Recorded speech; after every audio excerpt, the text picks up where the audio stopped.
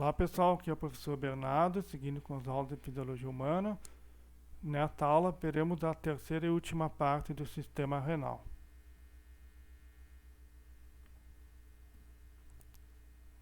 Bem, na aula passada nós terminamos falando alguma coisa sobre o hormônio antidiurético, nós vamos continuar falando sobre ele daqui a pouco, mas antes mostrar para vocês alguma coisa aqui, ó. Concentrações do filtrado glomerular, do plasma e de componentes urinários.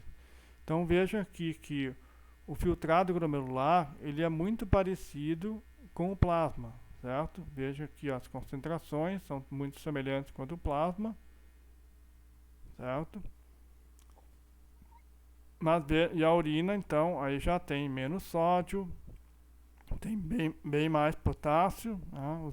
Aqui magnésio também, cloreto um pouco mais, menos bicarbonato, sulfato tem bastante e fosfato também tem bastante comparado ao plasma, certo? Quando tem mais aqui quer dizer que eles são secretados? Não, simplesmente que eles são menos reabsorvidos do que os outros aqui, por isso eles estão em maior concentração aqui. Aqui temos outra substância, aqui, glicose, no plasma e no filtrado, e na urina não tem nada. Veja a ureia como a concentração aumenta muito, porque aqui ela é filtrada, não está em grande concentração, mas tem muita reabsorção de água e pouca reabsorção de ureia, então a concentração aumenta muito vezes. A mesma coisa com o ácido úrico e a creatinina, vejam aqui que ela aumenta muito, certo?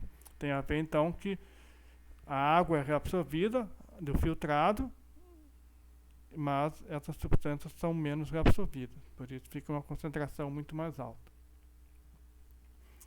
Aqui alguma coisa mais sobre a ação do hormônio antidiurético no tubo coletor, nas células P principais. Então aqui a luz tubular, as células epiteliais do tubo coletor e aqui o capilar. Então está chegando aqui o hormônio antidiurético, vai se ligar no receptor na membrana, e aí teremos ativação via proteína G, um segundo mensageiro. Então, o segundo mensageiro seria a enzima adenilciclase, vai formar MP cíclico, ativa uma proteína quinase, certo? Fosforilação proteica, e as vesículas com a porina 2 aqui, que estão inativas, estão aqui dentro, elas vão ser inseridas na membrana apical. E aí teremos as aquaporinas 2 ativas, por onde poderá entrar água.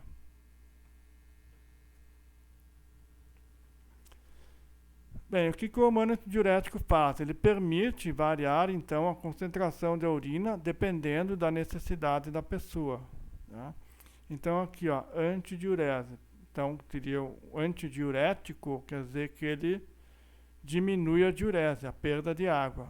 Então, o hormônio antidiurético tem a função de aumentar a reabsorção de água, certo? Então, aqui nós temos a concentração do líquido medular. Vejam que aumenta a concentração quanto mais profundo for no líquido medular. E aí o que acontece? Então, vem aqui assim, o líquido filtrado, ele entra na alça de N e aumenta a concentração. Quando sobe aqui na alça de N, vai diminuir a concentração, chega aqui no túbulo distal, certo? E aí aqui, se houver ação do hormônio antidiurético, o que ele vai fazer? Ele vai inserir as aquaporinas e o tubo coletor, então, fica permeável à água.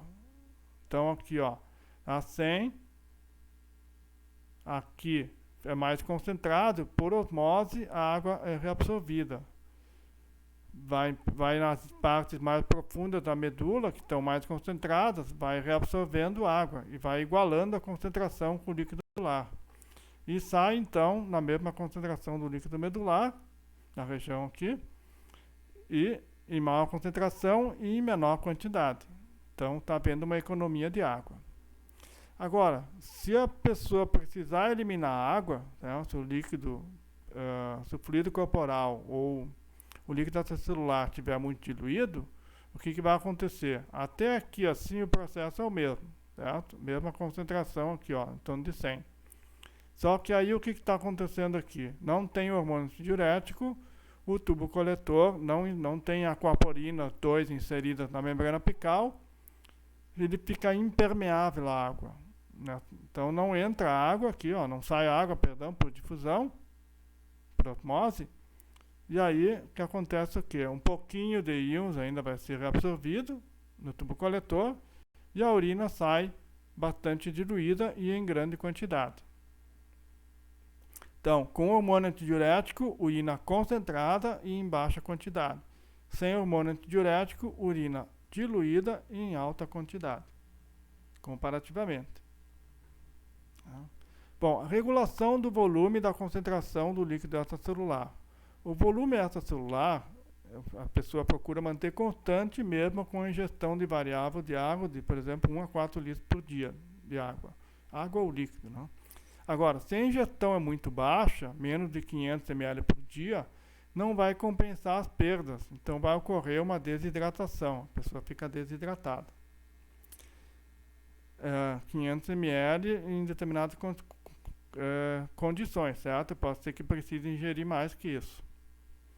Então, aqui, ó, uma representação do balanço de água. O ganho diário, certo? Então, ingestão direta na dieta, 2.100 ml.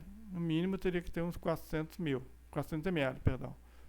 Então, isso aqui representa não só o líquido ingerido, mas, por exemplo, come verduras, uma grande parte das verduras é água, certo? Então, isso faz parte dessa água que está entrando pela dieta. O metabolismo em si produz 500 ml mais ou menos por dia. As perdas diárias vão ser 1.500 ml da urina, fezes em torno de 100 ml, obviamente que vai aumentar se a pessoa tiver diarreia, tiver vômito, vai aumentar a perda também, que não aparece aqui.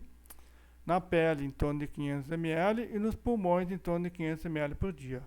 Claro que a perda aqui na pele e nos pulmões vai depender do quê? Da umidade relativa do ar e da temperatura. Quanto mais quente e mais seco for, mais a pessoa vai perder. Então, esses valores aqui podem mudar. Então, essa ingestão aqui terá que aumentar para compensar essas perdas aqui, certo? Essas perdas todas aqui, pelas fezes, pela pele, pelos pulmões, nós não conseguimos regular muito, não conseguimos regular. A regulação pode ser feita aqui na urina através do hormônio antidiurético, mais ou menos em função disso. Bem, se a pessoa aumenta a ingestão de água, aumenta a volemia e aumenta o volume extracelular. Aumentando a volemia, aumenta o débito cardíaco, seria a quantidade de sangue bombeada pelo coração, o que leva a um aumento da pressão arterial. Se vocês olharem na primeira aula, vai ver que aumenta a pressão arterial, aumenta a filtração glomerular, então vai ter, em uma certa proporção, aumentar a excreção de água, que vai levar a uma redução do volume extracelular. Então ajuda a regular, o rim aqui está excretando mais água, ajudando a regular o volume extracelular. Um aumento da filtração glomerular ocorre também um aumento da reabsorção tubular, mas numa proporção um pouco menor. Então, o aumento da excreção de água leva a um aumento uma maior perda de água, né, comparativamente. E como é que a gente regula a concentração do líquido extracelular? Basicamente regulando o sódio. Por que regulando o sódio? Porque o sódio representa 94% dos íons positivos no líquido extracelular. Regulando o sódio, regula o cloreto também, que é o ânion em maior quantidade, tá? Porque os íons negativos são reabsorvidos juntos, se o sódio é reabsorvido.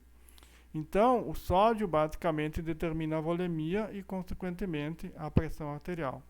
Volemia é o volume de sangue. E a glicose? Glicose e ureia junto dão mais ou menos 3%. A glicose só vai fazer alguma diferença se houver um problema na regulação de glicose no corpo. Aí ela pode afetar realmente a concentração e o volume do líquido extracelular, tá? Bem, a ingestão de sal ela é determinada mais por hábitos alimentares do que realmente pela sua necessidade de ingerir tanto sal, né? A excreção ela é determinada pelo quê? Pela filtração glomerular e pela concentração plasmática. Tá? Então, quanto maior a filtração glomerular e maior a concentração plasmática do sódio, do cloreto, do que for, mais vai se perder. E aí, com menos da reabsorção, né? O que for reabsorvido não vai ser perdido. Então, normalmente o que acontece? Se há uma maior ingestão de sódio, tá? Por exemplo, faz um churrasco lá, bota um monte de sal, está aumentando a ingestão de sódio. Aumenta a concentração osmótica do líquido extracelular, a pessoa sente sede, aumenta a ingestão de água, isso leva a um aumento da volemia e um aumento da filtração glomerular para compensar. E o hormônio antidiurético? Ele é regulado em função da concentração extracelular. Um aumento de apenas 1% da concentração do líquido extracelular excita osmorreceptores localizados no hipotálamo, que aumenta então a produção do hormônio antidiurético, que depois vai ser liberado pela neurohipófise, e vai agir no túbulo renal, né, no tubo coletor principalmente, aumentando a reabsorção de água. E isso vai fazer o quê? Com que diminua a concentração do líquido extracelular. Mantém mais água no corpo para tentar diminuir a concentração do líquido extracelular. Então aqui os hormônios na área pré-óptica do hipotálamo anterior. E o hormônio antidiurético também tende a aumentar a reabsorção de sódio na porção cortical do tubo coletor. E por fim, o mecanismo da sede, né? A sede, o que é? É o desejo consciente de beber água. O centro da sede está localizado na área pré-óptica do hipotálamo. Quais são os estímulos para excitar o centro da sede? Desidratação intracelular.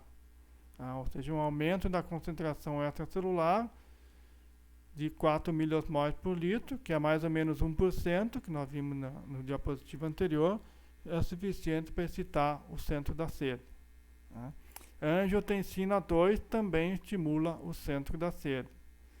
A angiotensina 2 ela é produzida quando diminui a filtração glomerular.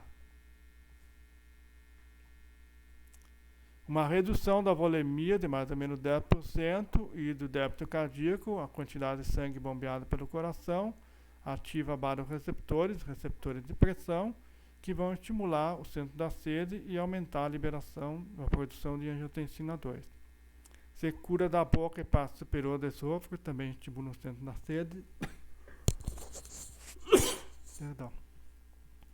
Então, o que você faz? Ingere água.